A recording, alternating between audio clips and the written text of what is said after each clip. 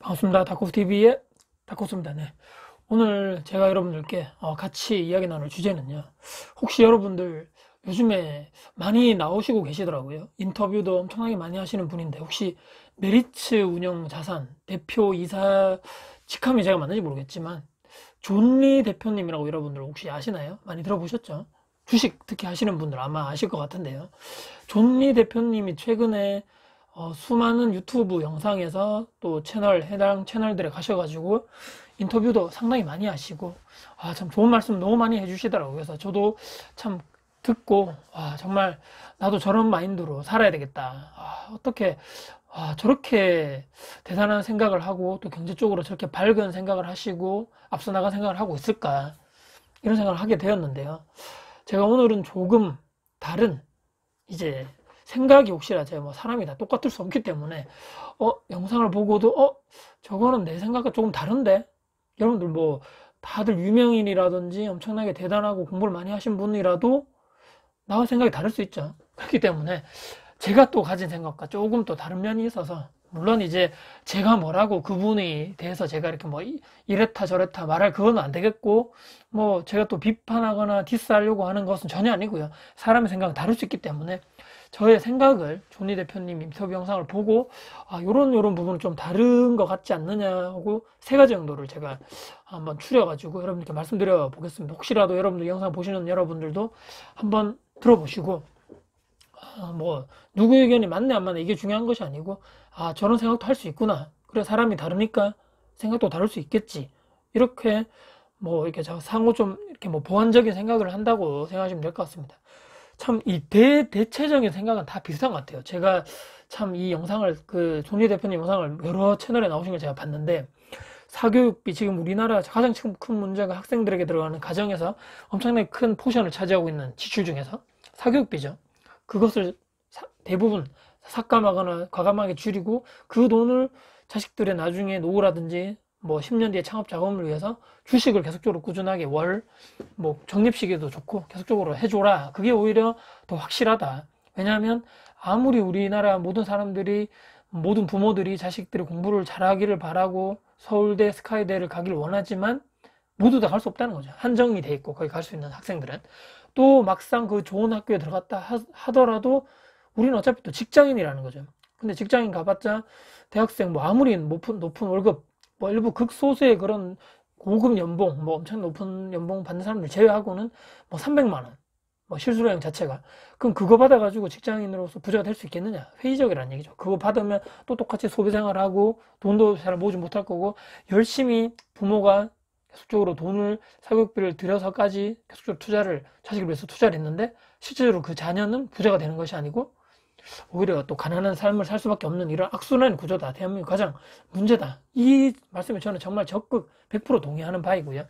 또 라이프스타일을 변경해야 된다. 지금 이 막 욜로 이런 거 아시죠? 소확행. 뭐 나 뭐 오늘 하루 그냥 살래. 즐기면서 살래.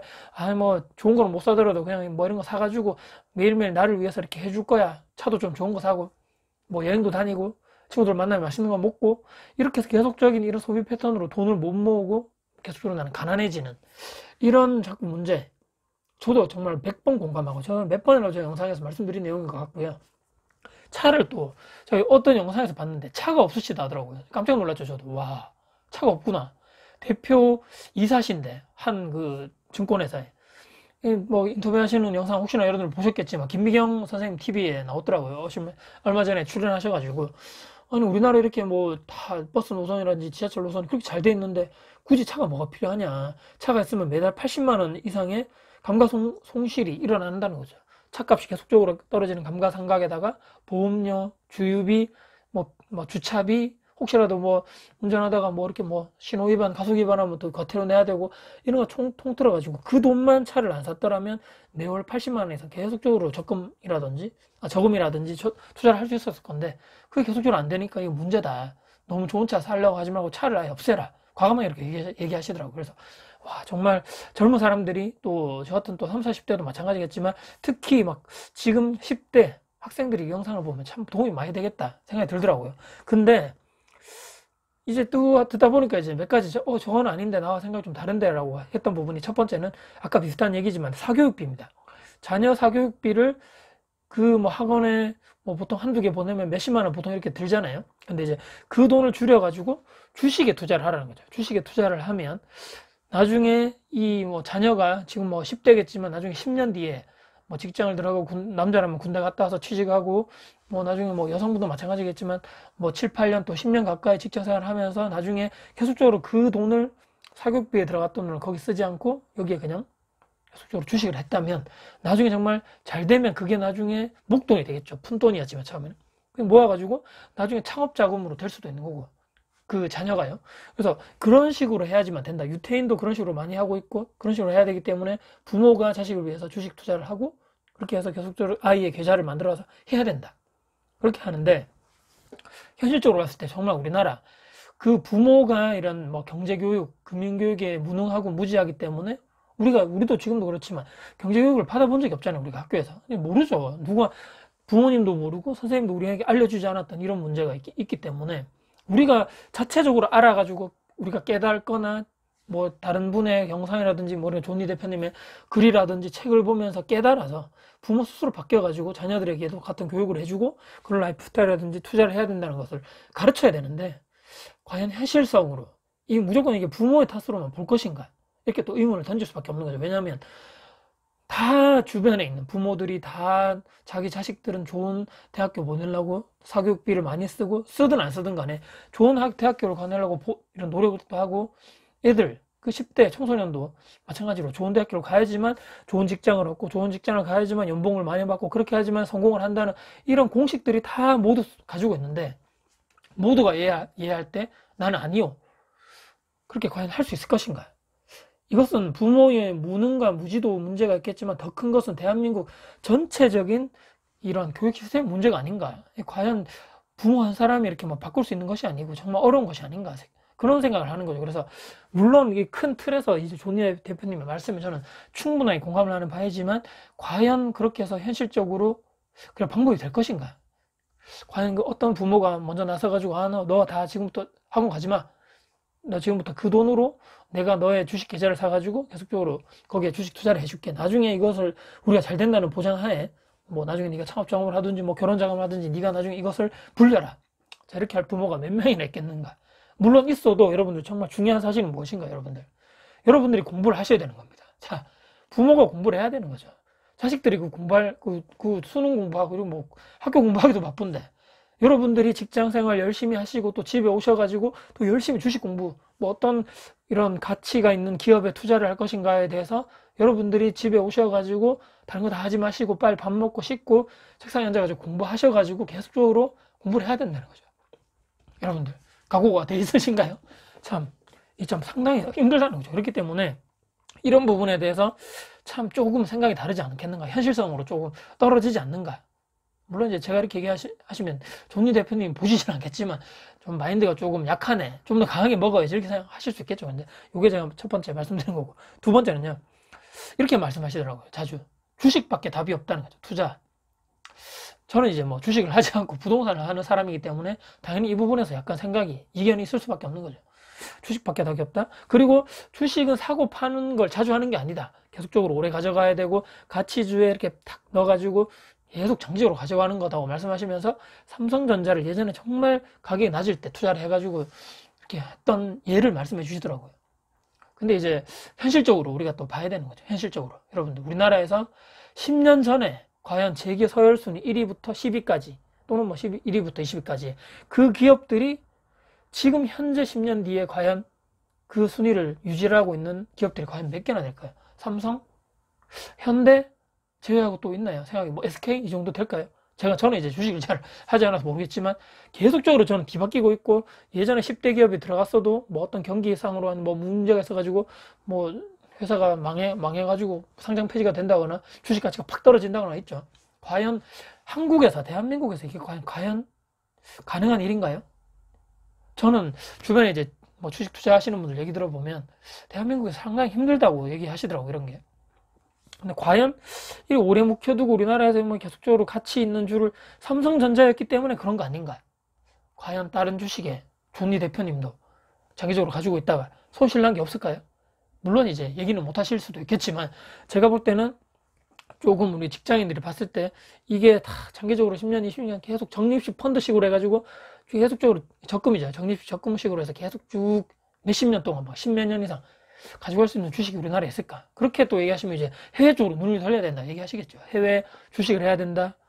그러면 또 이제 여러분들 또 현실적으로 아까 말씀드린 대로 각오가 돼 있으시죠, 여러분. 공부하셔야 됩니다, 여러분들. 공부.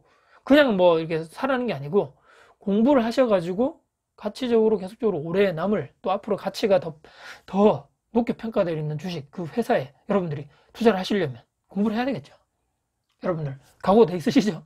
이렇게 돼야 되기 때문에 상당히 직장인으로서도 지금 현재 상황으로서 참 이게 이론적으로는 맞는데 참 저게 정말 지키기 힘든 거 아닌가. 그리고 또 아까 주식만이 답이라고 하셨는데 저는 또 이제 좀 생각이 다르죠.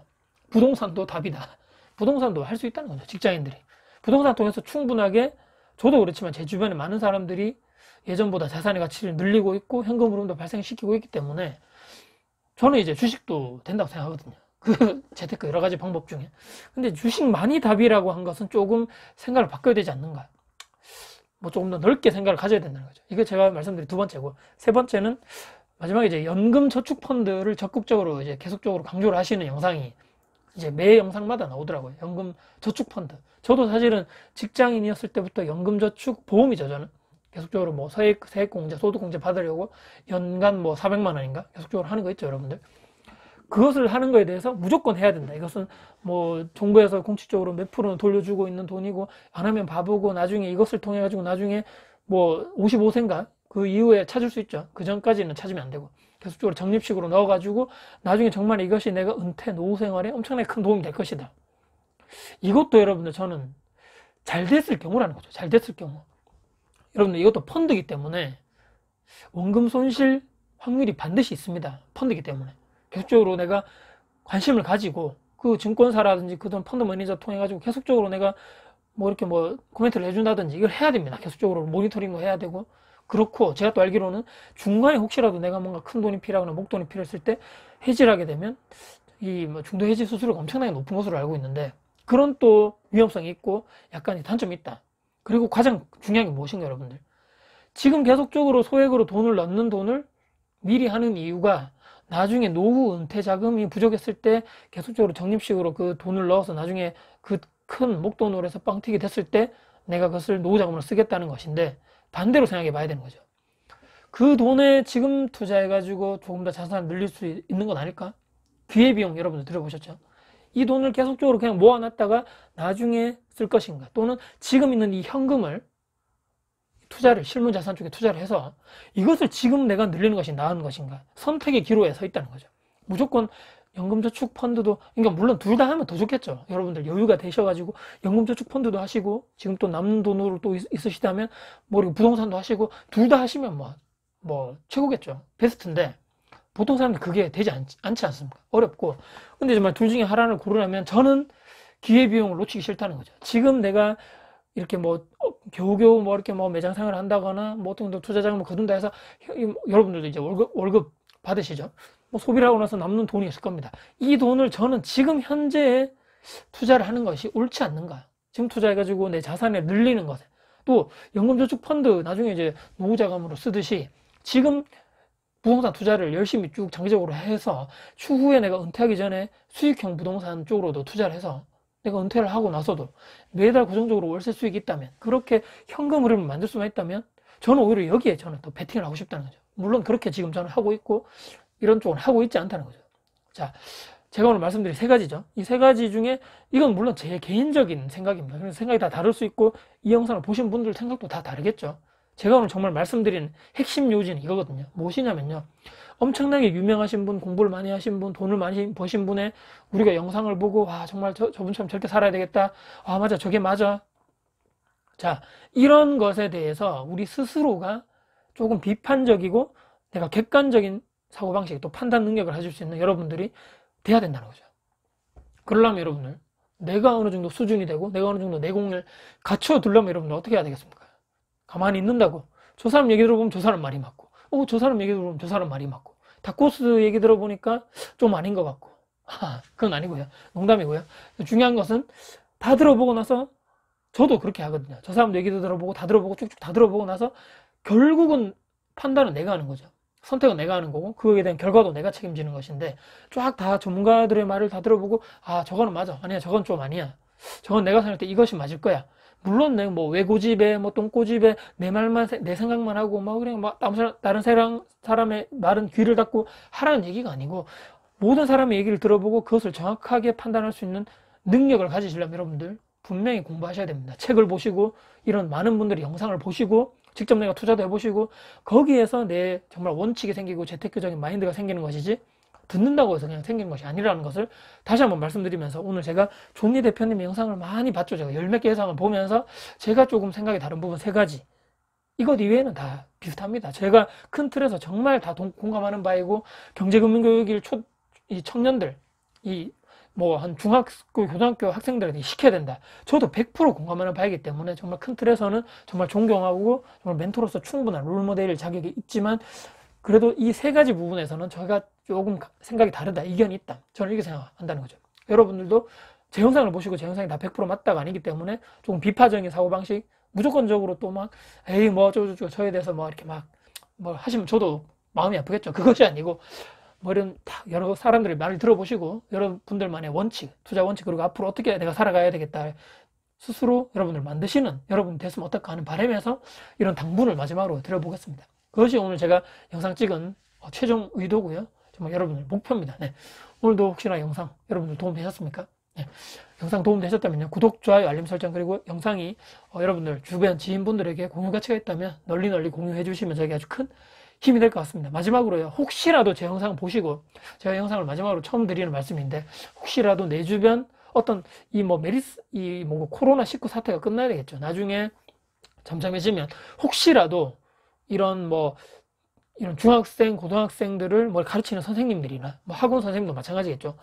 거기에서 혹시나 소그룹이라도 혹시라도 경제, 금융교육 또는 부동산 쪽의 교육을 혹시라도 제가 그냥 경험이라는 게 짧지만 혹시라도 제 이런 교육이 조금이라도 도움이 될 수 있을 것 같다고 생각하시는 분들은 과감하게 저에게 뭐 영상 댓글이라든지 밑에 이렇게 연락을 주시면 제가 시간이 허락하는 범위 내에서 청소년들을 만나서 얘기를 할 수 있는 기회를 제 스스로도 한번 가져보면 좋을까 이런 생각을 해보면서 마지막으로 영상을 마무리해 보도록 하겠습니다. 네, 영상에 댓글 주시면 제가 정말 감사드리겠습니다. 네, 영상 마치겠고요. 다음에도 영상 더 좋은 영상 가지고 찾아뵐 것을 약속드리면서 마무리하겠습니다. 지금까지 다코스TV의 다코스입니다. 존니 대표님, 네, 존경합니다.